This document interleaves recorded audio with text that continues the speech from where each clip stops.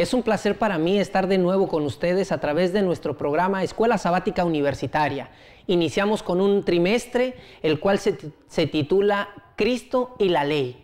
Y bueno, abordaremos a lo largo de este trimestre elementos tan importantes como no irnos al extremo de creer que la gracia nos cubre, ni tampoco creer que la obediencia a la ley nos va a salvar, sino el punto central que la obediencia a la ley viene como una verdadera consecuencia de tener una relación salvífica con Cristo Jesús.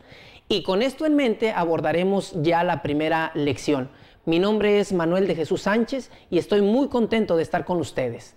En este primer repaso de la lección abordaremos las distintas leyes que había en el tiempo de Jesús y vamos a abordar algo de la ley romana, algo de la ley rabínica, también de la ley ceremonial y al terminar en el repaso de esta lección veremos el punto central, la ley moral y su vigencia permanente y sobre todo que Cristo Jesús vino a morir por nosotros, pero eso no nos exime de los 10 mandamientos.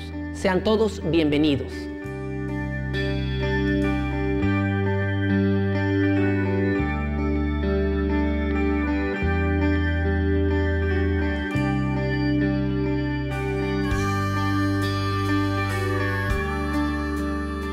Unidos de nuevo para hacer los repasos de la escuela sabática a través de las cámaras, los micrófonos, iniciando un trimestre y les damos a todos ustedes allá en casa la más cordial de las bienvenidas. Como verán, nos encontramos en la sala de juntas de la Universidad de Montemorelos, exactamente del edificio de rectoría. Agradecemos al profesor Castillo las facilidades para grabar aquí. Y bueno, sean bienvenidos. Me encuentro gratamente acompañado por dos grandes amigos que pues les vamos a permitir que ellos se presenten. Ok, hola, ¿qué tal? Mi nombre es Héctor Temich Escobedo, estudio ingeniería aquí en la universidad y soy originario de aquí mismo, de Montemorelos. ¿Mi turno? Bien, mi nombre es Ruth Eglaim Gutiérrez Camal, yo vengo de Chiapas. Estoy estudiando aquí la carrera en educación preescolar y pues tengo 21 años. Pues muchachos, amigos, sean todos bienvenidos. Iniciamos en materia, vamos a orar, que este trimestre inicia con grandes elementos. Y bueno, vamos a orar. Ruth, ¿nos conduces en oración? De acuerdo, oremos. Gracias Padre Santo por tu amor, tu bondad y por todas tus bendiciones. Te queremos pedir que en este momento tú nos acompañes y que ayudes a lo que dialogaremos aquí, que sea para beneficio de todos. En el nombre de Cristo Jesús, amén. Amén. Pues gracias muchachos, qué privilegio contar con su compañía. Iniciamos trimestre. Cristo y la ley. Lección 1. ¿Qué nos habla la lección 1, Temich? Así en general el título. Pues prácticamente nos habla de la ley que Cristo nos dio a nosotros y más que nada cómo llegar a ella, cómo acatarla. Fíjate que también menciona algunos detalles bien interesantes. ¿Cómo estaba el pueblo de Israel en ese entonces cuando Jesús estaba con ellos? ¿Qué leyes había? ¿Qué contexto político, social, cultural regido por ciertas leyes? Había en ese tiempo, en la lección menciona que había muchas leyes, no solamente era una, dos, eran varias. Y yo me imagino que era complicado para en ese tiempo tener tantas leyes que, no sé, vamos a estarlo viendo claro, en vamos la semana. ¿A ti qué te parece de primera mano este repaso, esta lección, Ruth? Bien, me gustó eso donde nos acerca y nos adentra mucho en el contexto al mencionarnos todo lo histórico y aparte también lo teológico, para que no solo nos quedemos con lo que nosotros sabemos de la Biblia, sino que comprendamos en un amplio contexto cómo estaban las cosas en ese día. Héctor ya lo había mencionado, que habían muchísimas leyes más. Una de ellas era la romana, por la cual estaban también regidos los judíos. Fíjense que en esta sección de la ley romana, cuando se le da la orden de llevar a cabo el censo y que José y María, o María y José, tenían que participar de ello, pues era una ley del pueblo. Los romanos tenían sus leyes y ellos la cumplieron. Vamos a abordar eso de forma rapidita, porque hay tanta cosa en esta lección que de pronto no quiero que nos dejemos aparte algunos elementos importantes. Lo que quiero resaltar es la siguiente pregunta para ustedes. Si nosotros estuviéramos en ese entonces y la ley fuera de un gobierno, en ese entonces el gobierno romano, ¿ustedes la hubieran cumplido? En el caso de María y José. Sí, yo creo que yo sí lo hubiera cumplido. ¿Por qué? Porque como todas las leyes se hacen para llegar a un fin. bienestar a la sociedad. Ese es el plan de las leyes, ¿no? Entonces, si en ese tiempo los romanos ponían una ley, era para que su sociedad creciera, ¿no? Y fuera una mejor sociedad. De hecho, en nuestros tiempos todavía tenemos ese estilo de leyes como los tenían los romanos en aquel tiempo. De hecho, la cultura de legislación, de cómo se gobernaba Roma, se heredó mucho. De hecho, ahora el asunto de las asambleas, los congresos, tiene mucho que ver con ellos. Y sí, yo no sé si yo hubiera cumplido, a lo mejor hubiera puesto algún pretexto, hubiera dicho, sí. Oye, no, mira, ya tiene 9 meses de embarazo, ya moverla a estas alturas y demás.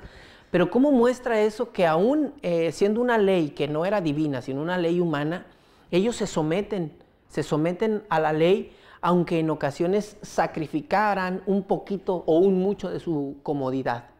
¿Tú qué opinas, Ruth? ¿Tú qué hubieras hecho en el papel de una dama? Pues sí estaría de pensarse en las condiciones en las que estaba. Pero, o sea, las leyes estaban, los romanos estaban en cualquier momento. Y era una manera de agradecer, siento yo, que también les dejaran cierta flexibilidad para que ellos acataran también sus reglas o sus costumbres. Y pues más que nada, fue como una decisión unánime y parte de lo que tenía que hacer. Fíjense, ¿qué sucedería si nosotros ahora, en un ejercicio así imaginario, hablando de las leyes romanas, ¿no? Si nosotros ahora dijéramos, ¿saben qué? La ley de tránsito no tiene validez. ¿Qué pasaría? ¿Qué creen ustedes que pasaría? Bueno, al principio uno se sentiría como dueño y señor de la carretera con su carro, pero es el mismo pensar, imagino yo, de los demás. Y los afectados no serían los tránsitos o los que ponen la ley, sino que serían los peatones y las personas que conducen. Imagínate hasta para caminar, ¿no? Por la calle, ahora ya no vas a saber si el coche viene de un sentido, viene de otro. O por la banqueta. O por la banqueta. Imagínate que de pronto el conductor diga, pues hoy me voy por el otro sentido. O por la banqueta. Hoy no respeto el alto, hoy el semáforo no importa. Sería un verdadero caos. Sí. Entonces, si nosotros entendemos que no solamente la ley de Dios, sino también las leyes que en ese entonces tenía el pueblo hebreo, el pueblo judío, pues esas leyes le sirven para su convivencia. Y los beneficiados no son los que implementan o ponen la ley, sino ¿quiénes son los beneficiados? El pueblo. Los que la cumplen. El pueblo. Perfecto, me agrada mucho el comentario. Ahora, ¿qué decir de las leyes civiles que el pueblo judío llevaba a cabo en relación a lo que Moisés les había dicho? Y la tradición tan grande, tan fuerte. Bueno, se establecieron por algo. Ellos estaban, ahora sí que no estaban fijos en un lugar, y entonces al ver algunos pormenores, Dios le dijo a Moisés, se van a hacer esto y esto y esto. Una de esas leyes me encanta es las ciudades de refugio, donde ellos podían acudir si algo pasaba, ya fuera por intención o por accidente. Pero como que está la ley y aplica lo que tú haces. Una acción negativa es tu consecuencia, pero esas leyes tenían como que cierto grado de flexibilidad para que se hiciera de una manera un poco más justa y que tú presentaras tu caso y no fuera el castigo ya directo. Porque en muchas de las legislaciones hebreas la ley era pronta y expedita. O sea, en ese momento había que lapidar a la persona o en ese momento había que expulsarlo. Imagínate, ¿no? Pero en este caso de las ciudades de refugio se proveía de un lugar donde la persona que por algún accidente, una situación incidental, le hubiera hecho daño a alguien, en este caso hubiera derramado esa sangre, corría o llegaba a la ciudad de refugio y entonces él hablaba con los ancianos de la ciudad. Exponía su caso y tenía protección. Exacto. Hasta en tanto no se aclarara, y en esa ciudad de refugio el vengador de la familia no lo podía tocar. Entonces, qué bendición que ellos tenían un refugio. Pero también este detalle de las leyes civiles, de las leyes rabínicas, la tradición, todo lo que conlleva, tiene mucho que ver con la forma en que pensaba el pueblo de Dios en ese entonces.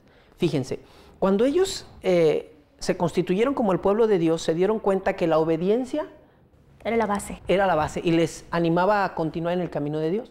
Pero cuando se alejaron de Dios, vinieron situaciones como el exilio, como la bendición de Dios se limitaba un poco porque eran bendiciones condicionales. Y entonces ellos dijeron, bueno, si yo me alejo de Dios y eso indica que que la bendición de Dios no está ahí lista, pues lo que yo hago es irme a obedecer la ley de Dios y para no faltar a ella, pongo algunas otras normitas más arriba con tal de que no baje la norma y al mismo tiempo pueda cumplir y no me olvide. Y entonces se fueron acumulando un sinfín de tradiciones, de ideas de humano, y que al final le dieron un sentir muy raro, por ejemplo, con el asunto del sábado. Lo leímos en la lección, ¿no? Sí. Vimos pasajes como Mateo 26, 59, Hebreos 10, 28. Ah, no, perdón, estoy leyendo otro. No, acá. Perdón, Lucas 14, del 1 al 6, el Evangelio de Juan, capítulo 9, donde menciona la bondad que tuvo Jesús de sanar a personas en sábado.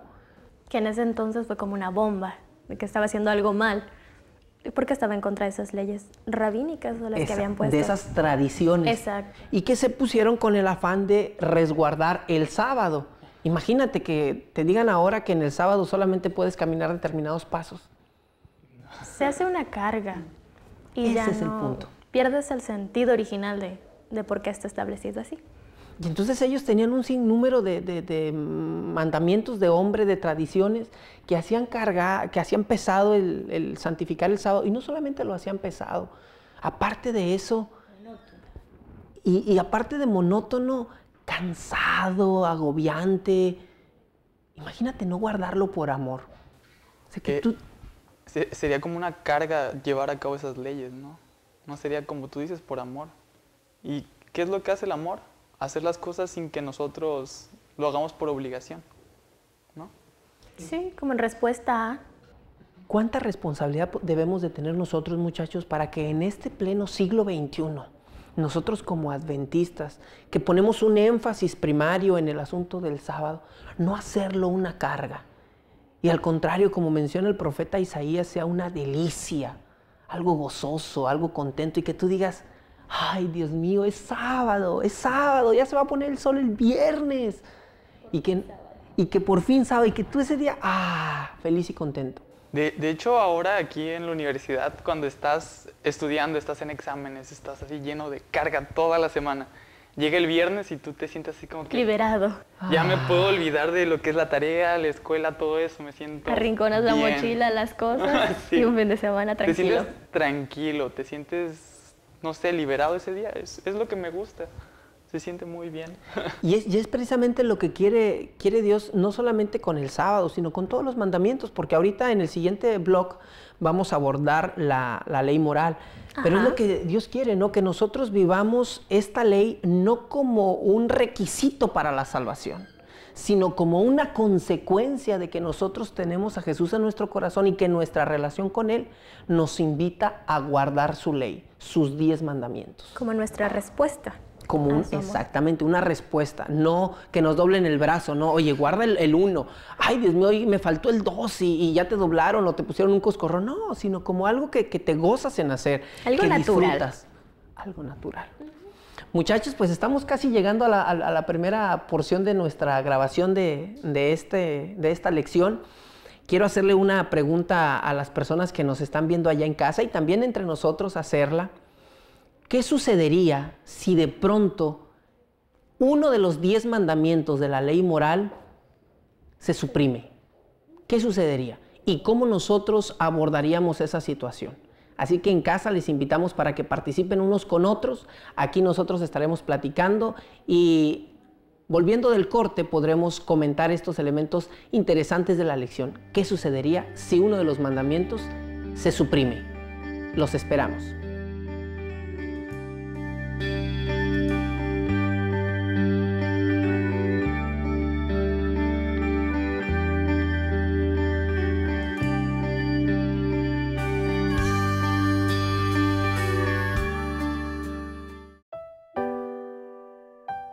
Porque quiero aprender.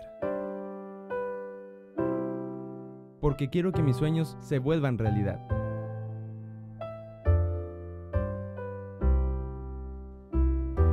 Porque quiero descubrir.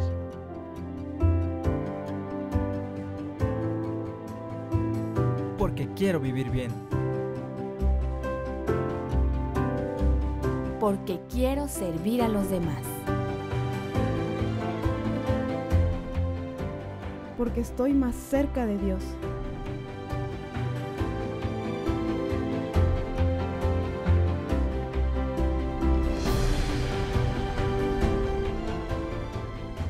porque queremos triunfar en la vida y más allá. Universidad de Montemorelos. Vive la experiencia.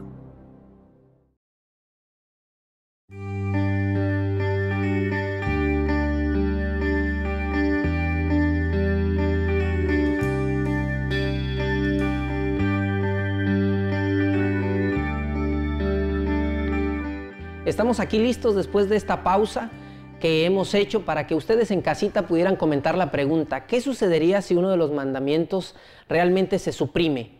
Y bueno, me imagino que comentaron ahí y nosotros también comentamos entre nosotros. Les seguimos invitando para que nos visiten en la página de escuelasabaticauniversitaria.org y puedan encontrar algunos otros materiales que nos permitan enriquecer nuestro repaso y sobre todo comentar unos con otros. Nos encantaría recibir noticias de ustedes, las opiniones de este programa y sobre todo sus opiniones del repaso en sí.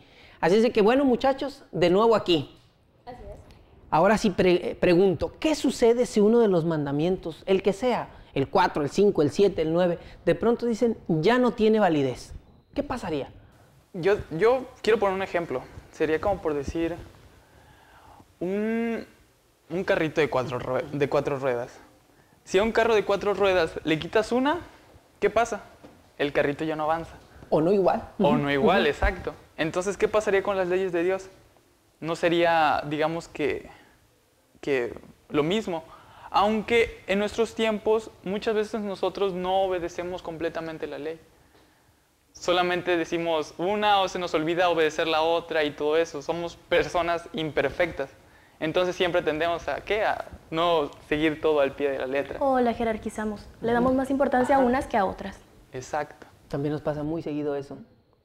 Bueno, muchachos, fíjense que realmente, como veíamos en el bloque anterior, los beneficiarios de la ley de tránsito son los peatones, son los conductores, son las personas que utilizan las vías de comunicación. Ahora, los beneficiarios en la ley de Dios, ¿quiénes son? Nosotros. ¿Te imaginas tú que en todo momento tuvieras que andar cuidando porque ya se permite robar?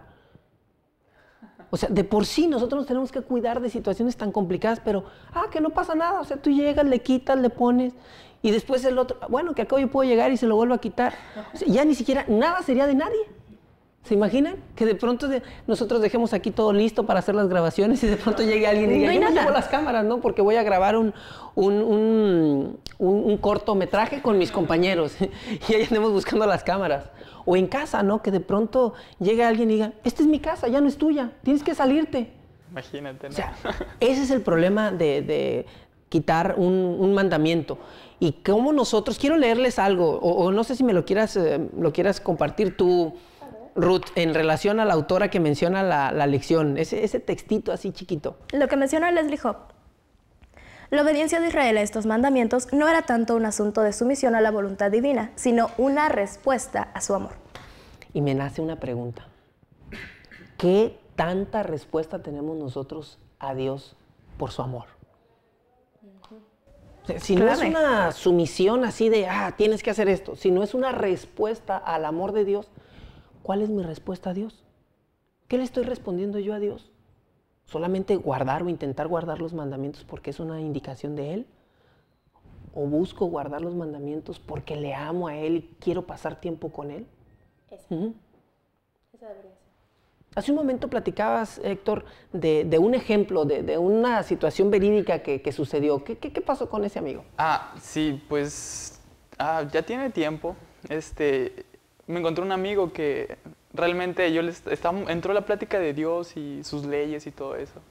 Y me dijo, yo realmente no creo que yo sea salvo porque realmente yo no cumplo ningún mandamiento de Dios. Y yo le digo, me quedé pensando, digo, no, o sea, todos los que estamos aquí podemos ser salvos. ¿Por qué? Porque la ley no es el pase para el cielo. La ley es la que nos acerca a Cristo. Porque por decir, Dios no viene a rescatar a personas perfectas, exacto, a personas que cumplieron todo al pie de la letra. Dios viene a rescatar a personas que son imperfectas, que necesitan de Dios para poder tratar de llegar a ser como Él. Entonces, ¿cómo hacemos eso? Si nosotros tenemos una comunicación con Dios, nos acercamos más a Él, ¿qué es lo que va a venir por defecto? La obediencia a la ley, porque son leyes morales, leyes que vienen como que por default en nosotros. Si vemos en la calle a una persona que necesita ayuda, hubo un accidente o algo así, ¿cuál es nuestra respuesta inmediata? Es forma de ayudar. Ayudar a esa persona, llamando a la ambulancia o nosotros si podemos hacer algo en el momento. Entonces, eso es la respuesta al amor de Dios, el cumplimiento de la ley. No es como que una carga en nosotros. Cuando nosotros vemos la ley como una carga o un requisito de elementos que yo tengo que palomear en mi vida diaria, se vuelve eso, una carga y una dificultad. Pero ¿qué sucede cuando yo veo la ley desde otra perspectiva y digo, pongo el ejemplo que hemos estado platicando, que voy a pedirte ahorita, Ruth, que nos enriquezcas? ¿Qué pasaría si yo veo la ley desde la perspectiva de un espejo? Ok, ¿qué hacemos al despertarnos? Corremos al espejo. El espejo nos menciona qué está mal en nosotros. Dónde tenemos la lagaña, dónde nos quedó pintada la almohada, o qué es lo que pasa. Pero el espejo no nos va a sacar una manita y nos va a ayudar. El espejo solamente menciona qué hay que hacer, en dónde hay que actuar. Lo mismo, exactamente. Lo mismo siento yo que son las leyes. No te está diciendo, tú eres una muy mala persona, no tienes pase para la salvación. Sino te está diciendo, cumple esto, esta cantidad pequeña que te dejó Dios, pero hazlo por amor. Tratando de ser buena persona, buen ejemplo, digno de ser llamado su hijo, y en agradecimiento a la salvación. Fíjate que sí, Ruth. Y luego no solamente eso, ¿no? Tú ves el problema y dices, bueno, yo estoy despeinado. Hablando del ejemplo del espejo, ¿no? Yo estoy despeinado, pero resulta que yo no tengo el gel especial para peinarme, porque el mío no funciona, porque me lo pongo y me lo pongo y me lo pongo, sigo despeinado. pero siempre traigo el gallo ahí. Ajá. Y entonces llega Jesús y dice, es que el gel que yo te ofrezco es diferente. Y no solamente el gel, el peine, todos los elementos. Y entonces cuando Jesús ya te peina, entonces ya eres diferente, porque es Jesús el que está obrando en ti. Claro, es una metáfora muy de mañana y de qué me peino, ¿no? Pero vale la pena el ejemplo de que una vez que nosotros entendemos que la ley no nos salva, la ley solamente nos hace ver dónde está la dificultad. Y por ley estamos hablando de los 10 mandamientos. Nos dice, ¿dónde está la dificultad? Yo tengo que buscar una solución. Y no hay solución en ningún otro lado que no sea en Jesús. La ley me conduce a Cristo. Y una vez que estoy con Cristo, yo veo la forma de entablar esa relación, lo mencionabas tú, oración, lectura de la Biblia, las disciplinas espirituales, la ayuda al prójimo. Y entonces se va generando en nosotros esa respuesta natural a llevar a cabo la ley, no por un requisito, sino por una consecuencia de que tengo el amor de Cristo en mi corazón. Se vuelve como un placer. Eso. Un placer seguir las normas de Dios. Y fíjense, no sé si recuerdan hace unos días que platicábamos y uno de los maestros nos decía, imagínense que para mí sea un pesar amar a mi esposa y que tenga que tener un manual donde qué sí hacer, qué no hacer, qué aquí.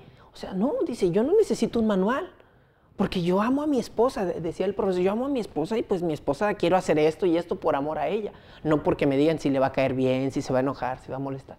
Y es así como nosotros debiésemos ver la ley de Dios. No como una palomita que sí, que no, sino como el momento en el cual yo me volco, me entrego completamente a Jesús, a mi prójimo, y entonces la ley se va cumpliendo. Muy bien, Romanos 10:4, me gusta lo que dice. A ver, vamos a ver. A ver, vayamos a Romanos 10:4. Permíteme, aquí, 10:4. Exacto, Romanos 10:4. Ok. Porque el fin de la ley es Cristo, para justicia a todo aquel que cree. Perfecto, porque la finalidad de la ley, dice mi versión, es conducirnos a Cristo, para justificar a todo el que cree. Entonces, la ley me lleva a Jesús. Cristo. Muchachos, qué hermoso un repaso así tan directo, tan sencillo, pero al mismo tiempo tan profundo. ¿Algún otro elemento que quieran resaltar? Porque el reloj ya está diciendo ya. Pero no quiero irme sin antes una pequeña conclusión, algunos detalles a resaltar. Pues yo creo que en el énfasis que estamos dando aquí en esta lección, damos un claro ejemplo de que la ley no es complicada en sí. Podemos entenderla de una manera muy simple. ¿Y cómo podemos acatarla? Porque muchos dicen, no, la ley es... Y creemos de que la ley nos va... Es todo un mundo que explorar, pero no. Dios sabía de que nosotros necesitamos algo fácil de entender.